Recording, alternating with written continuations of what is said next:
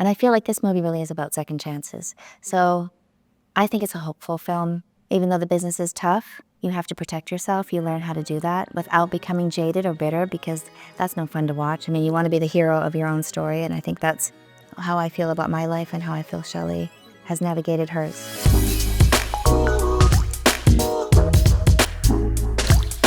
Welcome back to The Envelope. I'm Kelvin Washington. Happy to be here with you alongside Mark Olson, Yvonne Villarreal. Another week of some great films, some great folks who are participants in these films. We'll go to you. We'll start, Yvonne. Let's start with Pamela Anderson and The Last Showgirl. Yeah, so this film is set against the backdrop of Sin City, and Pamela plays Shelley, this veteran showgirl who is sort of at this crossroads in her life when this Vegas show that she's appeared in for years is coming to an end. So she has to sort of figure out what comes next for her. The film is directed by Gia Coppola, and it really sort of marks a reframing for Pamela beyond her sort of sex symbol status. She's able to tackle serious subject matter, and she gives a really tender performance in this film. Yeah, looking forward to seeing her. As you mentioned, it's kind of a different role. It starts off, as you mentioned, just the profession of the character, but I'm sure there's many more layers to this and her role and character in this. All right, Mark, going to you with John Magaro, September 5, not 5th, 5. Oh, I didn't know. I've been saying 5th. Yeah. Apparently, it's up for debate even amongst those involved in the movie, but officially September 5. So this is a dramatization of the 1972 Olympics hostage crisis, but it takes a very specific look where it's set in the control room of ABC Sports, who were there in Munich for live coverage of the Olympics and suddenly found themselves thrust onto the world stage of telling this gripping story. And this is like a behind the scenes look of that. And John Magaro, who I spoke to, he plays Jeffrey Mason, who was a sort of a newbie TV director, was meant to be covering sort of an off day of the Olympics, and is sort of like thrust into having to deal with this very tense moment. And the movie gets into, how do they make certain decisions? What are they going to show? What are they not going to show? How are they going to get that footage? How are they not going to get that footage? And so the movie's directed by Tim Fehlbaum, who's a Swiss filmmaker. He's made a few other movies, but this is really by far the one that's garnered the most attention here in the United States. And John is a, kind of a journeyman actor. Actually, funny enough, was an extra in the movie Munich, which also was about the Olympic hostage crisis. And so how far he has come from that role to this one is just a really exciting journey. I think it makes sense too that we're pairing these together, because I feel like Muse is at this crossroads. It's in this existential moment. So they're going to vibe off each other, I feel like. This is a great point. I had a chance to talk to Peter Sarsgaard also in September 5, and he echoes that. Just the way we go about what we see on social media, what's being put out there, how do we balance that? Have we gone too far, or should we show more or less? Really interesting conversation. But let's start off with you, Yvonne, and Pamela Anderson in The Last Showgirl.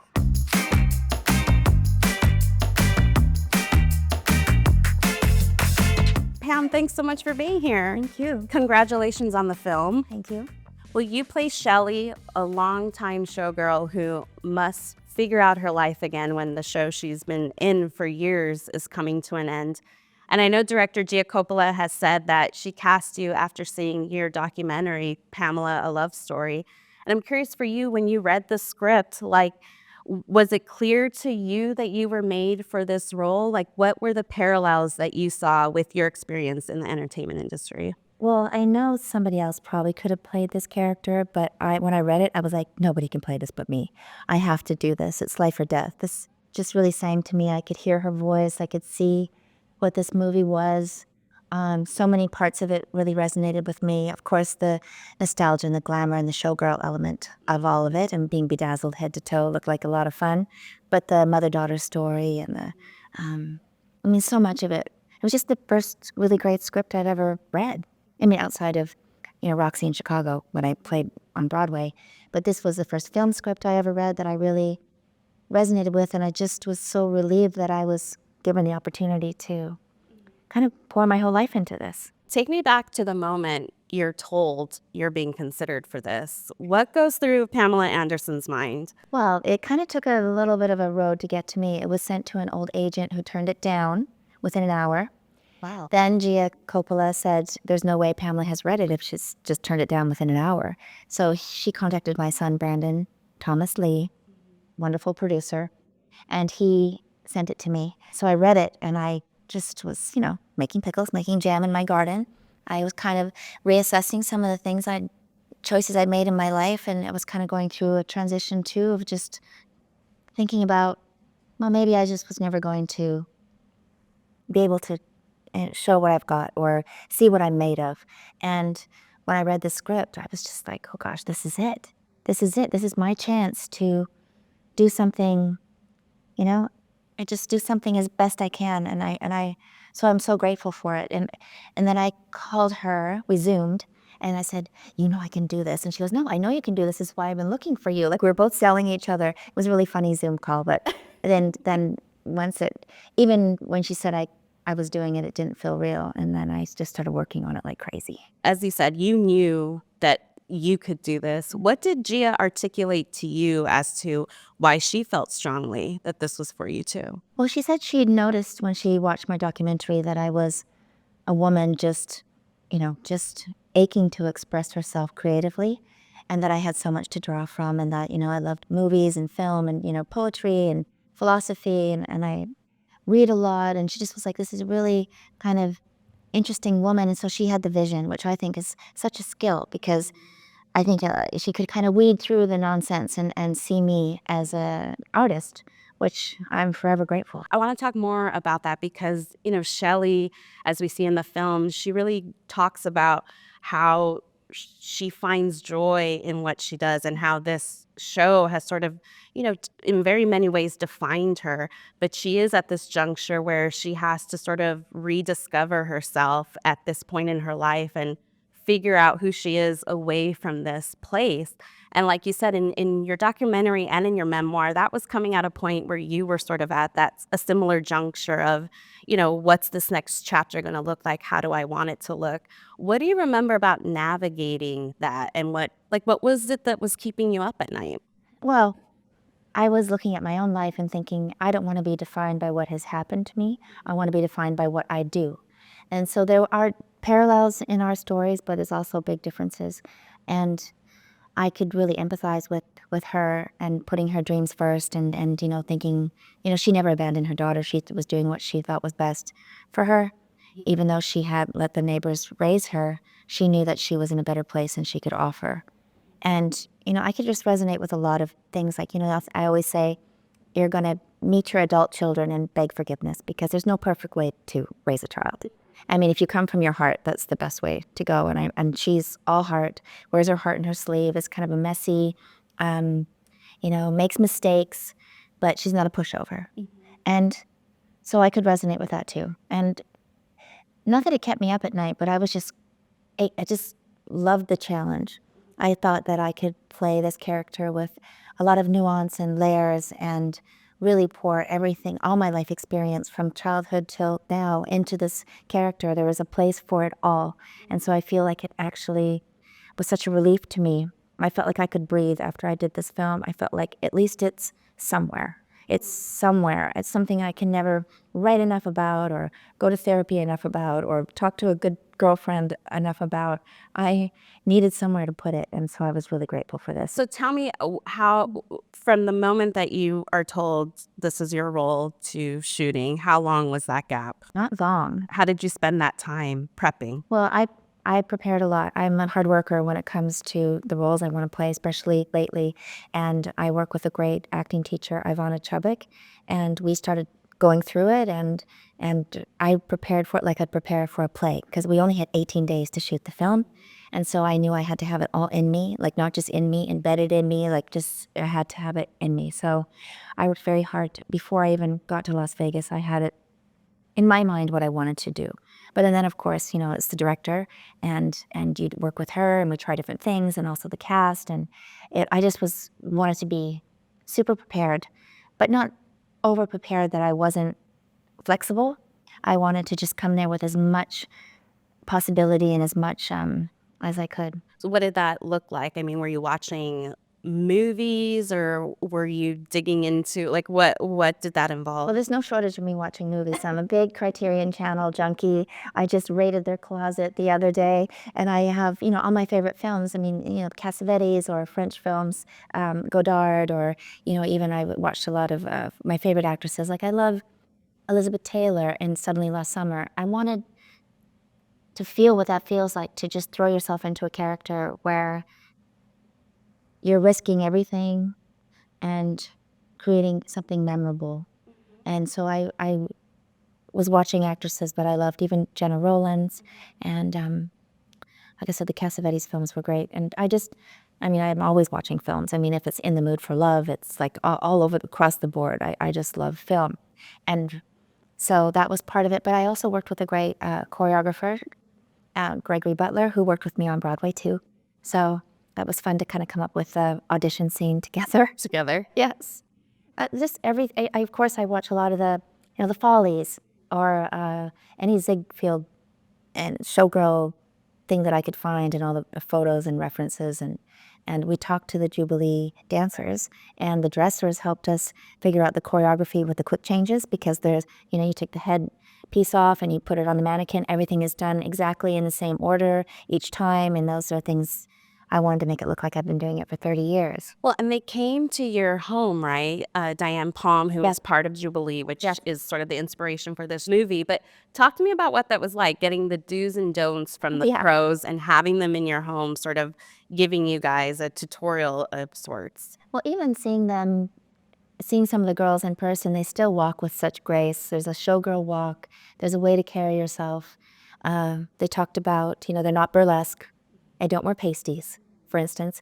They are very proud of their art form and very proud of the times, very nostalgic, very they were treated like movie stars, and they had, and they traveled all over the world and were really revered and appreciated as the icon of Las Vegas, even though it doesn't exist anymore. I mean, Kate has a great story. Kate Gersten, who wrote the play and wrote the film, talks about 85 women on stage, 45 crew member, and like 15 people in the audience. You could just see it slowly disappear, that it just wasn't enough, and it was replaced with all the circuses and Cirque du Soleil and things like that, which I love as well. But it must have been very hard on them. And to dedicate yourself so much, any dancer, I've talked to men and women in this world, in this industry, acrobats even, who are like, there was what do we do when it's all done? You don't think about it in the moment. Right. You don't have Jamie Lee Curtis's character says, like a, 401k or things or even health insurance. I mean, they're doing it for the love of it. And usually dancers are treated fairly badly, actually, not kind of treasured as they should be. How did they feel about this movie being made? I think everyone's excited. I mean, so many people helped us in Las Vegas. We still have to do a screening for all the people that helped us there and the girls. I really can't wait to hear what they think. It's really important to me. But I love that this movie is about the working class in Las Vegas, who it takes to make Las Vegas shine. I mean, the reason that everybody comes. And Las Vegas during the day is its own character. Right. And I think that was really wonderful to explore and see. And I think about, who are the women holding up the rhinestones? I mean, they have relationships, they have kids, they have heartbreak, they have the show must go on, they have, pets, and they need to know what they're cooking for dinner. Right. And I just love that we got to experience all that through Shelley and through the other characters. How was that for you? I mean, so many actors develop a process over the years of not only embodying the physical element of the character, but the mental. I know you said you were working with an acting coach. Have you developed that process for yourself, like having something like this to really sink your teeth into? Did you discover one? I think I've been doing this my whole life. I've been playing characters my whole life. I've been, dressing for other people, maybe in my relationships, or just being anything but me. And in the last few years, I really wanted to peel it back and say, who am I?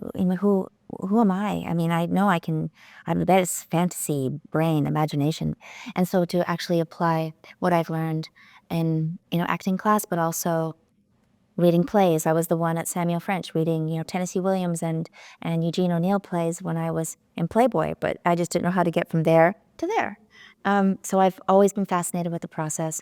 I always thought it's the best thing you can do is take an acting class. You learn so much about yourself, and I was just so happy to be able to sink my teeth into it. But you fear yourself. You think, there's that imposter syndrome. And it's like, no, you have to believe in yourself before others can believe in you, and you also have to take a risk. And I felt like with this film, I had nothing to lose, so I really wanted to just give it my all and apply everything I knew. And it's a lot of work, a lot of introspection. It's not easy. It takes risk, and I just loved every minute of it. Tell me about that first day on set. What was the first thing you shot? And Oh my God. how was that? First scene we shot was around the dinner table, so we all got to know each other really quickly. I just wanted to be able to establish her in that moment, so we only have a few takes. We're shooting on film, and so I just, I listen to music, I read over my notes, I do my emotional diaries about everything. I'm a writer, so I really put that to work. And after that scene was shot, I said, okay, I know who everybody is, and I know who I am. So that was really great. But also, when we did the table read, that was when I met Jamie Lee Curtis for the first time. And I was terrified because she just won an Academy Award, and I was thinking, oh my gosh, I can't believe she's doing this. And, I know Gia knows everybody because she's in this family of filmmakers, but I still was afraid to meet her. And she just grabbed me by the shoulders and she said, I did this for you. Wow. And so I was so touched, and I thought, wow, okay, this is a sisterhood. Immediately, like we've known each other our whole lives. Any of that worry went out the window. And then as we were doing the table read, she was on her second or third spray tan, I think, and she was changing colors before my eyes. So it was great. She's fearless, so am I. How about deciding on Shelley's voice? Because it feels like there was intention behind it. I remember in your documentary, I don't know if it just made me wonder, because in your documentary, when you were looking back at past videos, you said you could tell you were happy because of the tone of your voice. And I felt like, okay, when you were thinking about Shelley's voice, there's intention here. I assume I'm right on that. Talk a little bit about that. Her voice is really important to me. I can tell, even when I did the movie with Liam Neeson, which I did next, I knew our voices would be good together. I don't know, I just have an ear for voices, and I feel like when I do see myself in a certain era, I felt, oh, I feel strong then. Or when I see an interview back in the day and I was just so afraid, my voice goes higher. So it was, I think there's a range of a comfortableness in a voice, and her voice ended up even having a little bit of a lisp at times. And I thought, I just went with it because it wasn't I didn't put too much thought into it, but it was just happening. So that was exciting because I felt like I don't know where that comes from, but when you do the work, and then the character becomes the character, and you're the character, and they kind of, and especially with such great writing and words and relationships, it was kind of just happened. But I noticed it too when I watched the film, mostly. How was it watching the film? Well, we didn't watch it until TIFF. She waited. Gia wanted all of us to watch it together at TIFF with an audience on the big screen. So there were a lot of tears because we really bonded. We really, everyone dove in head first. It was a labor of love for everybody. Were you proud of yourself? I kind of was, because I could see that I transformed, and that was what I wanted. I didn't want to see myself up there. I wanted to see Shelley. And a couple of the best compliments I've received, my kids too said something similar, but my friend, Daniel Lismore was there. He's an incredible performance artist, and he said, it was Shelley. Just things like that. I was like, yeah, that's good. That's good. And I feel like I'm just scratching the surface, and I want to do more, but I really want to do challenging roles. I want to do something that people would never think that I could do, or that I could never think I'd do. So I'm really excited about it. I know some of the girls stayed at the Rio, which is where much of this was shot. Were you able to, or? I have a friend that had a house there, so I was able to stay there, but I brought everybody over to cook together because I thought that's a great bonding experience. So I taught all the girls how to make my famous roasted vegetable soup, put them all to work. We could have been doing that right now. We could have been doing that right now, but you said you're not very crafty. I'm not. You said you make Christmas decorations, but you can cook. Yeah, cooking is good. I think if you're a good cook, you're good at friends. You have one patience. What's the specialty with your soup? Oh, well, roasted vegetable soups. I just think you need to get as many vegetables in you as you can. And so roasted vegetable soups makes it kind of a depth of flavor because you roast the vegetables and then you add them to the soup. So it's kind of a... Was Jamie like, let me get in there? Jamie wasn't there for that part. She could only be with us 4 days, 4 or 5 days. But I think the younger girls, and I just a natural maternal instinct. So I just, just put my hooks around them and got them to work. Yeah, no, they were fantastic too. And they've been around for a long time. They've been in the business a very long time and are such pros. Yeah. How about what is the Pamela Anderson day in Vegas like now versus 30 years ago? Versus when I was a magician's assistant. Well, I was a magician's assistant for a few months in Las Vegas. I had a lot of wild friends come to visit me, like Amy Winehouse and Lady Bunny, and I remember all the beehives in the front row where people couldn't see past them to see a show. Yeah, those were different days, but I'm glad I did it, and it kind of gave me a little taste of Las Vegas. I did it just for a short while. Had fire spikes driven through me. I was levitated 40 feet in the air. How did this happen? They just asked me to do it, and I mean, David LaChapelle did the poster. It was just really fun. It was kind of my extended family thing. That was different, but I'm a mom. I look after my kids. I've had this kind of unorthodox way of getting here and my lifestyle and my career. But if I didn't have the career or the life that I had, I wouldn't be able to play Shelley the way I did. Yeah. So it was all worth it. We talked earlier about the costuming, but these are like archival Bob Mackie costumes that haven't been worn in some time. How was that to sort of step foot in that? Because I just think of Lucy in that episode of I Love Lucy, where the headdress is just so heavy that she's like falling. Like, how did you step into that? Well, they're heavy. They're heavy. And it's just that, they haven't left the building in 30 years and they still had some women's name tags in them. So I knew I was carrying a lot of women that had parties before me. And I don't know, it's kind of like, it's just when people have done it before you, you feel like this confidence and you want to, it's just they felt, there was magic in the costumes. But we were wearing the headdresses longer than most people would wear them. Usually you'd only wear them for a couple minutes on stage and you take them off. We were wearing them all day and kind of leaning against walls. The one that I wore at the very end, there was a backpack and there was the whole costume and the headdress. So, they kind of jab into you. They're sharp, they're heavy, but it's so cool to be able to wear them. And how do you make it What look an honor. like you've been doing it for 30 years? The taking, and putting them on. Well, that was take a lot of work.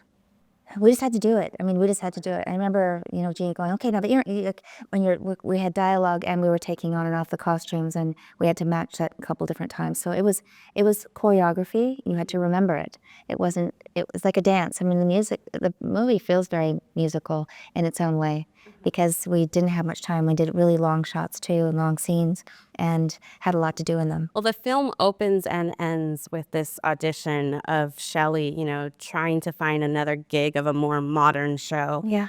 And once again, her fate sort of is in the hands of a man telling her, you're not it. You're not what we're looking for. This is what we want. And I'm curious, what's a moment that stands out for you of something similar? In my whole career, parts of it are, I mean, I just could tell you so many things that I wouldn't really want to end up being salacious headlines. So, but I think you have to navigate it best you can. I always felt like Miss Magoo. Somehow I navigated it unscathed. But also, this business is full of rejection and people, just may disregard you and I feel like this movie really is about second chances. So I think it's a hopeful film, and even though the business is tough, you have to protect yourself. You learn how to do that without becoming jaded or bitter, because that's no fun to watch. I mean, you want to be the hero of your own story, and I think that's how I feel about my life and how I feel Shelley has navigated hers. The sort of heart of this film is the relationship Shelley has with her daughter.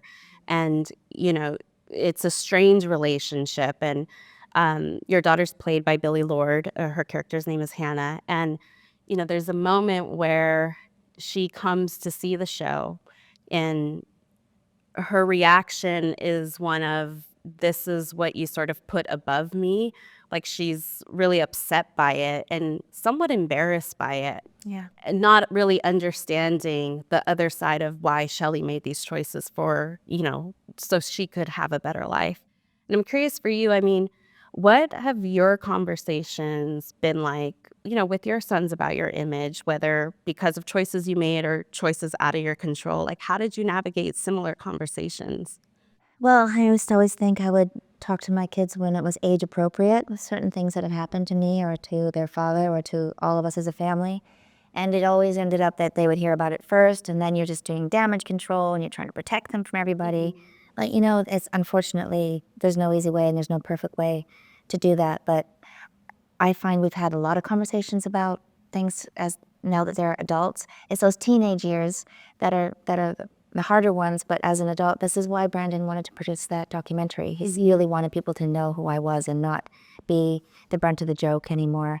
And I only ever wanted to make them proud. So when I saw them front row when I played Roxy and they were there at the opening, and to see such pride in their face, I mean, that just meant everything to me. And they're very proud of me and very proud of this film. So we've turned the corner, but those are hard conversations to have. And I think all of us will have to face our adult children and beg. And, like there's just no easy way. And kids always want, part of their struggle is their parents and that friction and why this, why that. And, they just have to know that they're loved and that you did everything with love. Love is the only way through. I know we've seen how important journaling is for you and what you're able to work through in that. And you mentioned earlier in the conversation that you did some of that during this. Can you talk to me about like what the journaling looked like in maybe the lead up, in the process, and in the aftermath, and what did that reveal to you? I've always been a journaler. I think it really helped me a lot in my life. I could figure out what I was thinking if I could write it down. And I just write like stream of consciousness. And people always say, "Oh, you wrote me a poem." I go, "No, I didn't. I just wrote you a text. What are you talking about?" But so I have this kind of way that I write. And I think with Shelley, I wanted to know, I just really ask big questions to myself, and then I would just write until the page ended, and then you read it back. It's kind of like an exercise almost. A certain process that you can do is replace different characters with different people in your personal life, so you really can think about those people and write everything out, so then when I'm doing my scene with Dave, I could be thinking about somebody else at first, and then, you do this replacement, but then you bring it back to the character. I don't know. I mean, I'm still learning everything. I'm like a sponge, though, and I'm just very excited about all these methods of how to find the character and how to make all those nuances and layers real. So I experimented with everything, but writing was a huge thing. I wrote every day, and I always write every day, but I mean, I wrote multiple things a day, and I have my little journal that I've kept, but I was gonna say, was it just one journal? Did you pack like 3? oh my gosh, I have just stacks of paper, stacks. And I like to handwrite stuff, especially for that kind of thing. You set out really, like you said in the top of this conversation, but in your documentary, like, I want people to see me differently. I mean, you were one of the most famous women of the 90s. The level of interest in your personal life, in your marriages, in your body was intense. I've only been married 4 times, by the way, not 6. Let's just correct Wikipedia right now. Let's correct it here. Yeah. But I'm curious, like, what the level of attention that you're getting for a film like this and your performance in this, how that compares to what you experienced before. How are you processing it? I'm just so grateful that I actually got to do something that I'm capable of and that I can be looked at as an actor or as an artist instead of this one-dimensional person. But I fed into that. What I did was, when I started getting a lot of attention on Baywatch, I started sharing the attention with animal rights and animal issues because I just couldn't wrap my head around so much attention about such bizarre things like your boyfriends or, your boobs. So I just wanted to share this attention with something more meaningful. So yes, I was used to a lot of attention, but it didn't feel good. It didn't feel right. It just felt there's so much more. I felt like I was so much more, and I had so much more to give. But I didn't, no complaints. I mean, being a part of pop culture is a blessing. It's also a little bit of a curse, I guess, if you're wanting to do more. But, you just kind of got to navigate it. And I think with me, being in my garden and peeling it all back and discovering who I am and who I was at 5 years old, like who am I? What are my original thoughts and my dreams?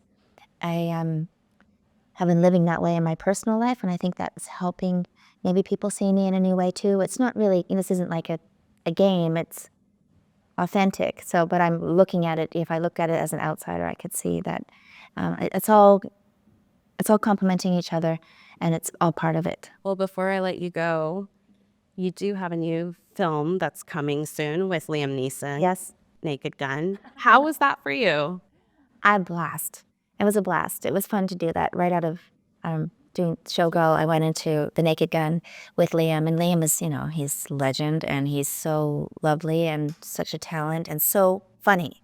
Like, you can't keep a straight face with him. He's so funny. But I think he's Irish. Everyone's funny. But he's really charming. It was a blast. We had so much fun. And Akiva Schaffer, the director, just the physical comedy and the SNL guys that were there. Yeah, we had a blast. The journal entries are more light with this one? Yes. Yeah, no, but still, you do just as hard work. It's hard to do a high comedy. It's hard to do horror drama. I mean, it's you would take it just as seriously and you work just as hard. And there's a love story, so it was fun to kind of explore that too, which was, you put a lot into it. You got to do. Again, I feel like I've just scratched the surface. I'm just beginning. This is I think just the beginning. All of that was boot camp. Now I'm here. Who's the wish list? What director or other star would you like to work with? Oh my God, everybody. All of them. I want to do a lot. It's something that's hard to even wrap my head around yet, because I couldn't believe that I'm in this position, surrounded by these people, walking into rooms with Nicole Kidman and these great actors and it's hard to imagine me there, but I'm trying really hard to be confident and walk up to people and shake their hand and be proud of where I am right now. But it's definitely not easy. But Soak it up. I'm soaking it up, and I'm doing my best to be, around everybody that's been on my, icons too. Well, it was a stunning performance. Congratulations, and best of luck on this next chapter. I think you're off to a great start. Thank you. Thank you very much. Thank you. Thank you.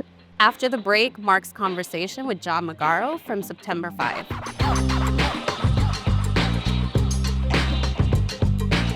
For the Los Angeles Times and the Envelope podcast, I'm Mark Olson, and we're here today with John Magaro, one of the stars of September 5. It's great to be here.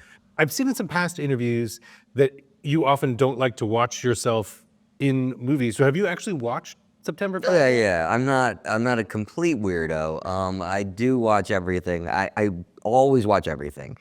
But I tend not to revisit it much. And there's a lot of my colleagues who will sit through several screenings of it. I prefer to just watch it in a screening room kind of by myself.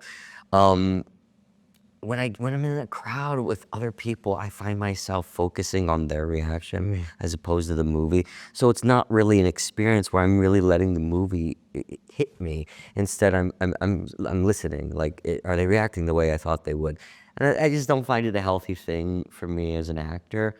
But I definitely watch it, and I go back and revisit it and try and learn lessons from each performance to better myself as an actor. That's just the way I go about it. And how did you feel about it when you watched September 5? And in part, I'm asking because, like, for viewers who weren't part of the production, the movie itself is so surprising, just like what it is. Yeah. And so I'm so curious what the experience is like for you of watching the film. I mean, I was impressed. I was very impressed. But I think for all of us, the first time, no matter what you do, if you're a DP, if you're a costume designer, you tend to the first time you watch it, you tend to focus on things you were like, I could have done that a little differently, or this a little differently, or I wish they would have used this take, But this one, it was actually I was pretty impressed. I was very impressed. I was amazed how fast it went. And I was really amazed because we were in that little space, this tiny space, and I was definitely worried, is this going to be able to hold people's attention and be thrilling? Or is it going to be boring because we're just in this one room? And I was amazed, and I think that's in large part because of Hans-Jörg, our editor. He was able to create this tone, this frenetic tone that was just driving and kept you engaged. And I really have to give him a ton of credit for piecing this together, because it couldn't have been easy. There was a ton of footage, and it was a huge challenge. The events depicted in the movie, the hostage crisis at the 1972 Olympics, has been depicted in films many times. The documentary One Day in September, of course, Munich. And now you actually have a small role in Munich? If you can call it that. I was background in Munich. Yeah, that was, I had just moved to New York. It was 20 years ago, right? 2004, 2005, it came up. It was nominated for Best Picture in 2005. Back when they had 5 Best Picture nominees. I was fresh off the boat, had a theater degree in hand, which basically meaningless. And I was pounding pavement. I got, you can get your headshots printed, and you staple on your resume, you send it to anyone you know, who's your mom's best friend, if Shola, like, doesn't matter. And I sent it to background casting directors too, because I just wanted to be on a set. Up until that point, I had only really done theater. No long camera experience at all. So I got a call saying, do you want to work 2 days on a Steven Spielberg movie? And it didn't matter how small the thing was. I was excited to be there. And yeah, if you watch, it's in Brooklyn, so it's I think it's towards the end of the movie when Eric Bana he's all paranoid and whatever, and he feels like he's being chased on the streets of Brooklyn. And if you watch, he's crossing the street with his daughter, and then you see, my hair used to have like really long curly hair. You see me so skinny, like a little rail, walking across the street. And trying not to look at the camera. And it was it was fascinating. It was fascinating to be on a movie set to begin with, but then see Steven Spielberg from a distance, Tony Kushner. It was surreal. Moving forward to September 5, like the way in which the film tells the story, the way in which it chooses this just tiny sort of sliver of the larger story. When you first read the screenplay, were you surprised by that? Like the way in which September 5 chooses to just focus on the ABC Sports aspect of the story? I thought that was fascinating. That's one of the things that drew me to it. Because we've seen Munich, we know the aftermath. We've seen One Day in September, which sort of covers the media a little bit, but it's a lot more than that. But this was a kind of a revelation, and it was certainly an education for me. There was so much that I didn't know about that day there. And I think I keep hearing that from people who see it. They remember where they were that day, and they remember Jim McKay, but a lot of people keeps telling me they don't remember them coming and saying that they were okay, and then that news being reversed. They don't remember that it was 22 hours. And many people don't remember that this was the first time there was an event like this, a horrible, tragic event that was shared in real time throughout the entire world. We're making broadcast history. More people have seen this and watched Armstrong land on the moon. Now, police are on the roof. Oh, guys, that's a TV.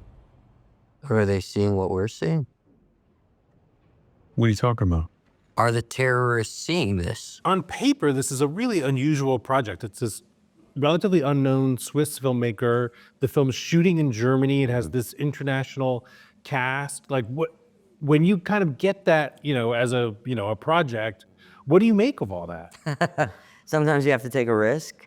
I like to take a risk in what I do, but I will say, when I was sent the script, Sean Penn was on as a producer, Peter Sarsgaard was attached, so I had a feeling there must be something here. And then I read those words, and yeah, Tim had done sci-fi stuff before, so this was different. It was German producers who I didn't really know. It was going to Munich for a few months. But sometimes when you read something and you feel like there's something there, you got to take a leap of faith. I mean, I've done that a lot in my career, and I really like, you know, Tim, it wasn't his first film, but it's his kind of his first. He's done an English film before, but this is totally unique and new for him. So you take that risk and you trust in their vision, you trust in their words, and because I believed in it, I was willing to jump with him. And do you feel like in the past when you've taken that risk that it has paid off for To you? varying degrees. There have been some times where no, it doesn't. You know, I've had my share of failures and things that I hoped would work. And you know, it's a miracle to put a film together. It's a miracle any film gets made, especially nowadays. But it's hard. There's so many ways to mess it up. So if you can make it to the finish line and get it right, I mean, that is a miracle of miracles. So yeah, sometimes it hasn't gone this way, but I've also been very lucky. I mean, last year with Past Lives was very similar. You know, an untested playwright who wrote a remarkable script. A24 believed in it, so they were behind it, but we had no idea where that was going to land. So that was just a complete surprise that it resonated so strongly with people. I know with this, especially given that it's, you know, a fact-based story, where do you start? Like, are you big on research? Like, what do you do to kind of like get started? Every job is different. And every source of inspiration is different. I always encourage directors to send me things that are inspiring them, whether it be art or music or books or pictures, anything. And Tim did do some of that. He did send me stuff. But my real key into this one was Jeff Mason. Having him around and having him to talk to and becoming friends with him and earning his trust to play him was a huge step along the way. I knew he was apprehensive. We talked, and you could sense it. You could sense this fear of this huge moment.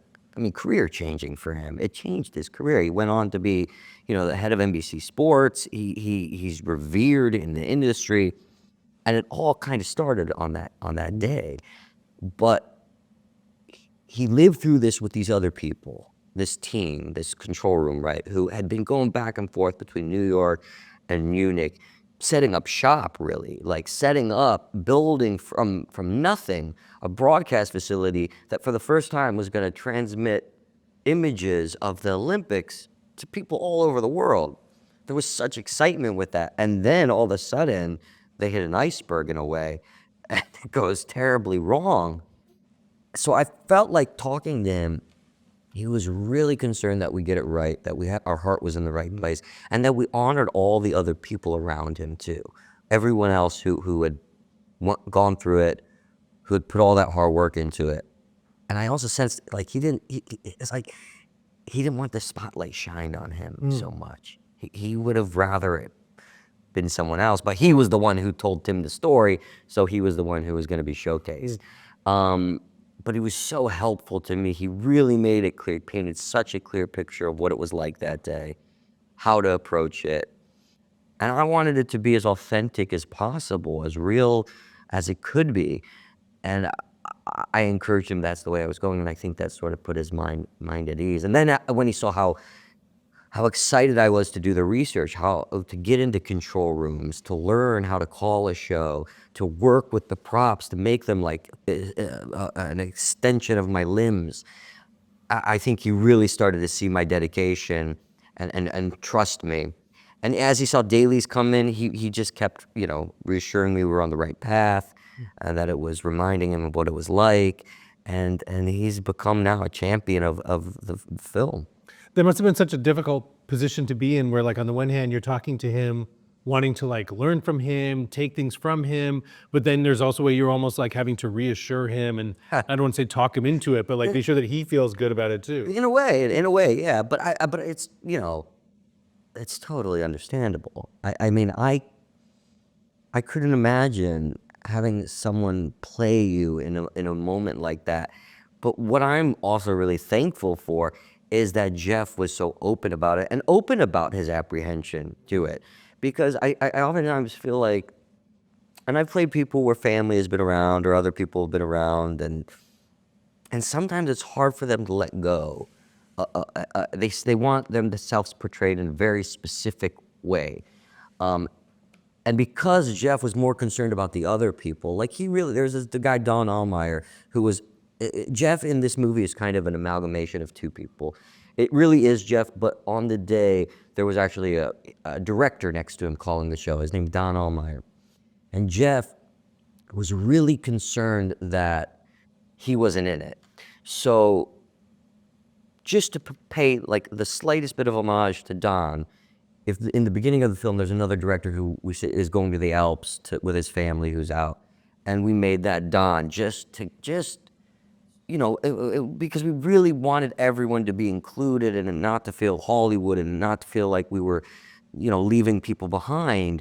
So those things I think made Jeff happy, and we were able to do that because he was so open and honest with what he had been through. And then also you did spend time like watching current live productions. Like you went to some football games, I think, or sports. I spent 2 months at CBS Sunday Football, shadowing the directors and the producers, being in the control room, so learning that language because it's so specific, and anyone who's been in those rooms like sees right through if it's not what it's supposed to be. But beyond just shadowing them, I was, you know, in the CBS facility on 57th Street in New York where I lived. And I was seeing, you know, the wiring and the bowels of the building and the old equipment and the graphics department, the sound department, the music department, meeting the on-air personalities. But I'm a Steelers fan, and Bill Cowher is one of their hosts. So that was really cool that I got to meet him. And my dad has passed away, but like Bill Cowher was a legend to him. So I got to share that with them. And on top of that, meeting Sean McManus, who's Jim McKay's son, because he ran CBS Sports. So getting to talk to him, a guy who was there in Munich, a young man at the time, but there and in the rooms and knew Jeff and told me what it was like. And it just gave me such access and such an awareness of what it meant to be part of that world and what it meant to call a show. Yeah. It's funny, as much as the story is like focused on what's happening in that control room, some of my favorite moments in the movie, I like every time you all step out into the hall when you have these kind of like sidebar meetings, yeah. conversations. Yeah. Like those, I think, are some really terrific moments. And there's one in particular when it's later in the film, some mistakes have been made. There's a real air of desperation to your character, to Jeff. And he says, this is our chance to get it right. And I know for myself, like I knew that feeling all too well. Like when you feel that a story is like slipping away from me and you're desperately trying to like get back hold of it. Yeah, that's at the end. That's right before they find out officially that they had died. There's a kind of rumblings of that, and they sort of sense that's the direction things are going. And Jeff, you know, is that as Marvin and Ben Chaplin's character and Peter's character, Rune Arledge, are kind of have come to terms with that's what's going to happen. They're going to find out that it's all gone terribly wrong. And then you have Jeff, this young man who's hungry and hopeful and excited, trying to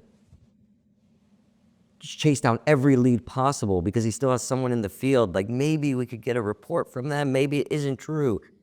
But of course it is. And then he's pushed into having to deliver that news to Jim McKay, which, again, talking to Jeff Mason, that is pretty spot on to how that went down. Yeah, going into getting the news, the phone call, going over, and being like, Jim, they're all gone. You got to report this.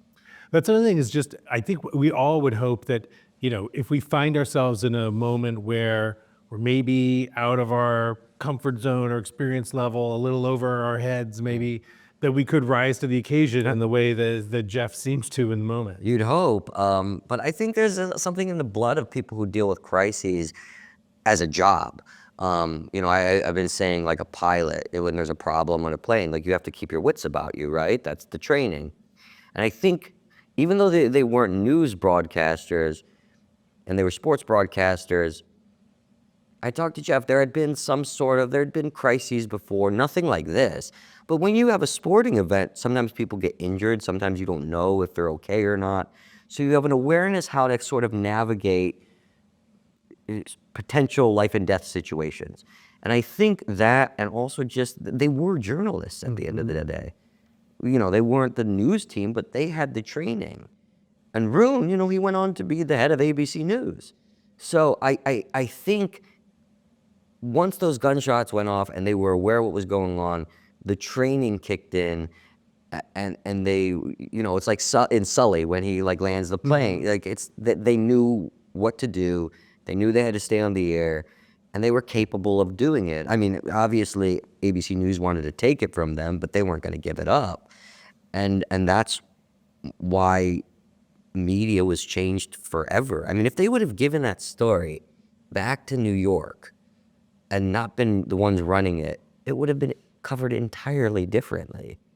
And it's wild to think that because Roone insisted on keeping it, that's when media changed. There has been some conversation around the film about the fact that it stays so tightly focused on ABC Sports, what's happening in that control room, and doesn't really get into the larger picture of the events that are being depicted. Right. How do you feel about that?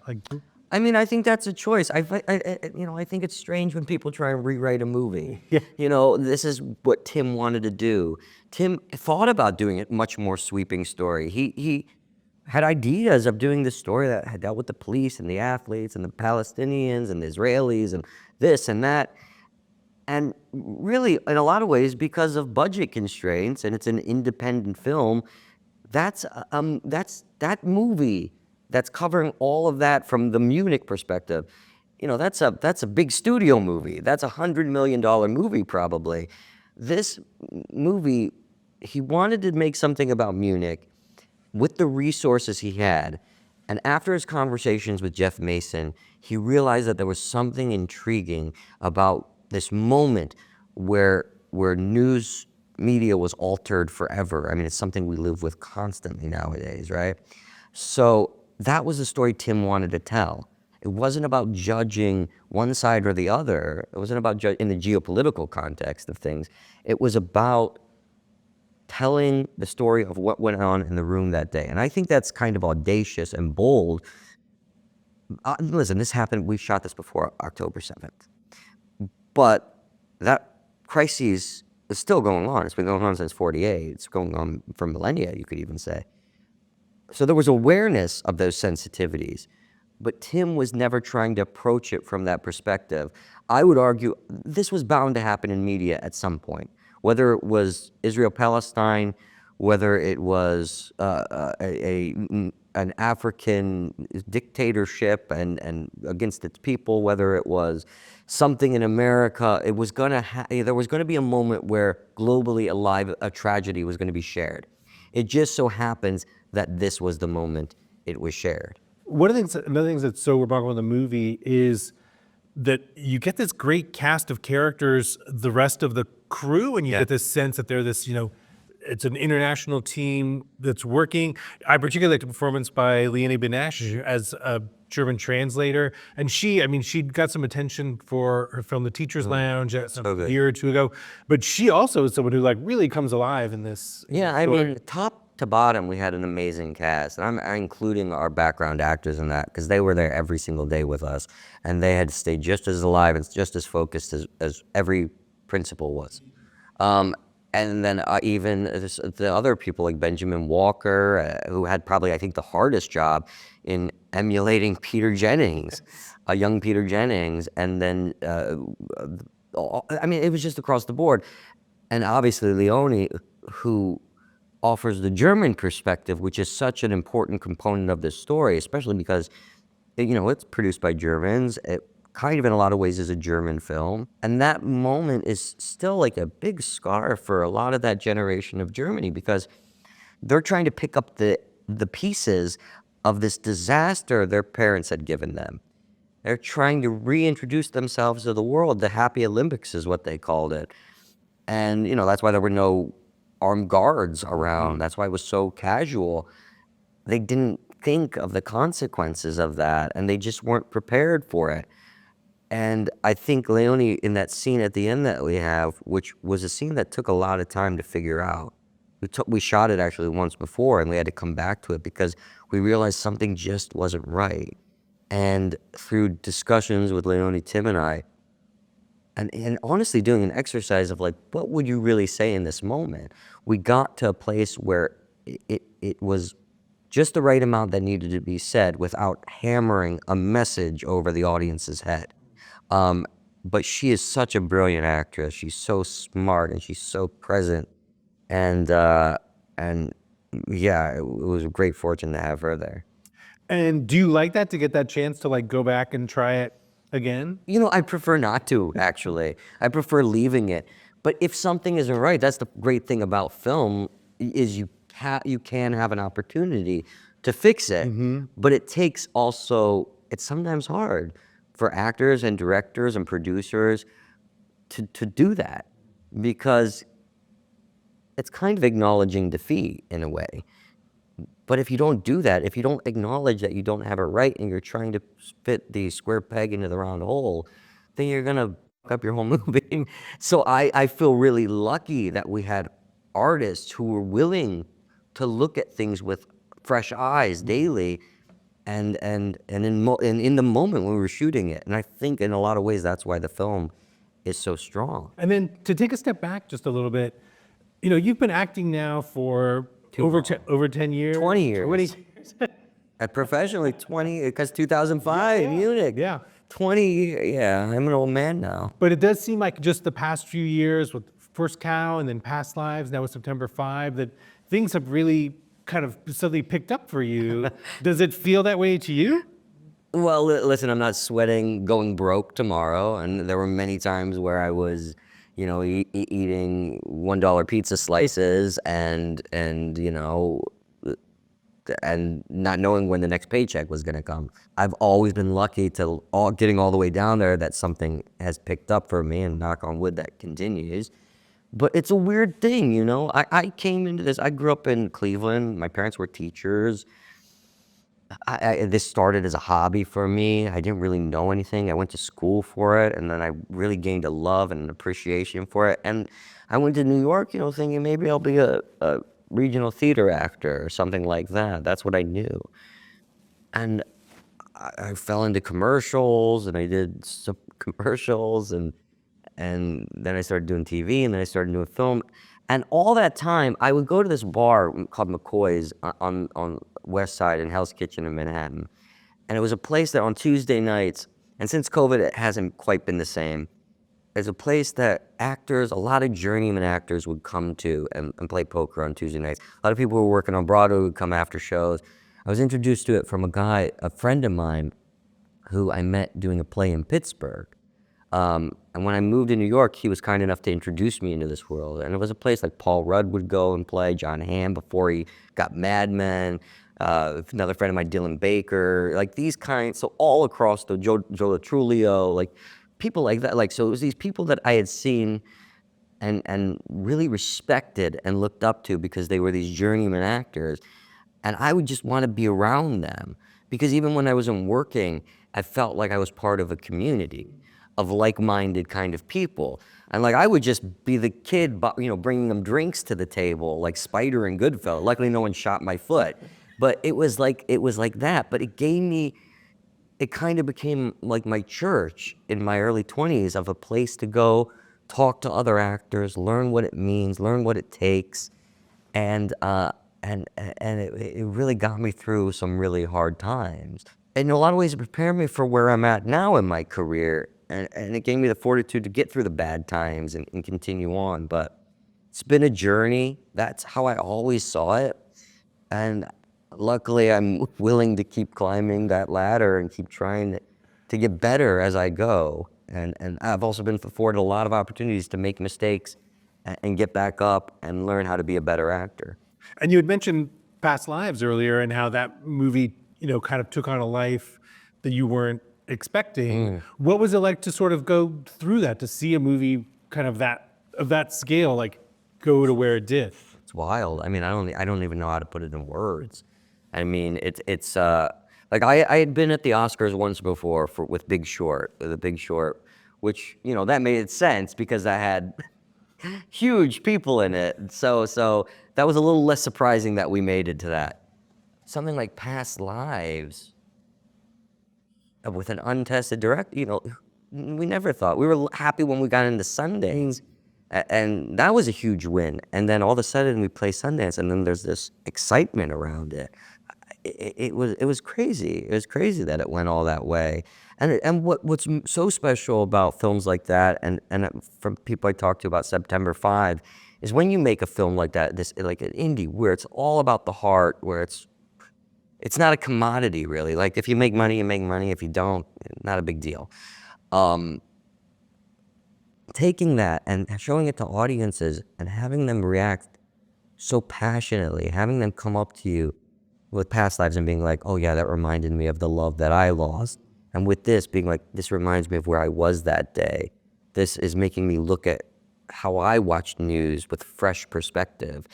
That's, you hope to affect people. You hope to maybe change people in a way. I mean, obviously entertain people, but you realize how much more this can be. And then it's funny, I just did an interview with Justin Kuritzkis. I just saw him last night. Oh, really? We were at the Governor's Awards, and I kept going around. I played this guy in a movie. That's what I would say. Well, that's what I wanted to ask you, is that, did you feel that when you were shooting the movie? I mean, Celine has talked a lot about how that story is very personal to her, but it does feel like you're playing I'm just curious, like, did you feel like you were playing him in some way? Yeah, I mean, in a way, but I think Celine cast me because in a lot of ways I remind her of him. And Justin and I are very friendly now, and we just talked. We're gonna have dinner when we're back in New York, and it wasn't that much of a stretch. I'm married to a Korean woman. We have a kid now, so that story was very close to me. And even in our early, we had them over to our house for dinner right after I was cast, and the stories we kept sharing, there was a lot of similarities in them. So that gave me a confidence in going into that film. But again, you never know how it's going to land. I'm glad it landed well. And then I want to be sure just to ask you about your relationship with Kelly Reichardt. She's one of my favorite. Who? Never heard of her. Yeah. She's one of my favorite filmmakers. The movies you made with her so far, First Cow and Showing Off, are both so terrific. Well, we're about to do another one. I'm hopping on a plane right after this to go and shoot one more with Kelly called Mastermind. And what is it that you like about working with her? Like to you, what makes her special as a filmmaker? I mean, just watch one of her movies. You just got to watch a Kelly Reichardt movie and you know she's special. She's doing something nobody else is doing. She has a singular voice. That's why she is the definition of an auteur. I mean, that is what, like, there have been many in the past, but nowadays, I'd almost put her picture next to that word as a definition. And on top of that, she's super cool. I just love being around her. That's why people keep going back and working with her. That's why Chris Blauvelt shoots every movie she does. That's why people who get a call, Michelle Williams, but that's why people who haven't worked with her get a call and want to be there. She just creates a family, and she makes really great movies, and for an actor, it's just fun to be a part of. One more thing, it's funny, I think it speaks to what an exciting time this is for your career, that like, I'm looking at like the things you have coming up, and like, I literally want to ask you about all of them. So that you're also in Maggie Gyllenhaal's The Bride. Yeah, that was very signed. What can you tell me about that? Not quite a Nepo hire, but it was. I will say, I owe 15% of my money to Peter Sarsgaard. He's the reason I got that part. Which I guess means I didn't annoy him too much on September 5.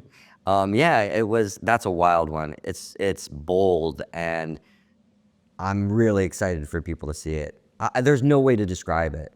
I mean, it's like Badlands. I'll try. It's like Badlands mixed with Bonnie and Clyde, mixed with Young Frankenstein, mixed with Frankenstein, mixed with a Gene Kelly movie. It's nuts. Wow. Yeah. So you just got to see it to believe it. And then just the last thing, also, you mentioned earlier the agency series that you're in. What can you tell me about that? So it's based on a really loved French show called Le Bureau, and this is the American version of it. It's about the CIA. It's kind of what it takes to be a CIA agent. It's not about like being James Bond, but it's about the psychological toll of living as someone else and coming back and having to pick up where you left off after 6 years, and your relationships, what that means, being fake, are you ever truly real? And Michael Fassbender leads our cast, and he's absolutely wonderful in it. Jeffrey Wright, Richard Gere, Jodie Turner-Smith, Catherine Waterston. I mean, it's just a monster cast, and Joe Wright directed our first episodes, and I think it's going to be really unique. And if you've seen Le Bureau, this is similar, but obviously it's American, and it also is dealing with the current geopolitical crises that we're going through. And then how do you like the distinction between doing a series versus doing a movie? I think now for series like that, the lines have become so blurred. I mean, in a lot of ways, it's like shooting a movie. It's not like the old days of 22 episodes on network TV where you're just pumping things out. This is, it's the Butterworths wrote these scripts. So, you have a playwright, great writers writing these scripts. So, yeah, the lines are blurred. Well, the new movie is September 5. John Magaro, thank you so much for joining us today. Thank you. Thanks for having me. Thanks for joining us. Catch us again with more new episodes after the Oscar nominations.